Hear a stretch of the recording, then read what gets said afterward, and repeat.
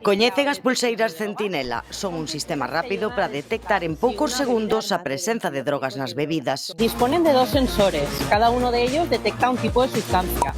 El primero de ellos detecta el GHB, que es el éxtasis líquido, y el segundo, drogas aminadas, como fueran la ketamina, la burundanga o el MDMA. Para facer o test basta con pôr unha gota do líquido na pulseira. Se cambia de cor, a bebida foi adulterada. Son bastante fiables, ao final son test colorimétricos que levan utilizándose moitísimo tempo. Pódese utilizar tamén como un dispositivo disuasorio, digamos. Entre a mocidade galega pensan que é unha boa medida preventiva. Así tes como unha medida de prevención, que creo é moi boa idea para calqueira persoa, tanto para homes como para mulleres. Eu non a coñecía, pero sí que me parece que é unha medida moi útil para evitar que podan drogar a mulleres e logo violentalas. Cada vez máis concellos reparten as de balde durante grandes eventos. O obxectivo é, claro, a prevención de agresións sexuais por casos de submisión química.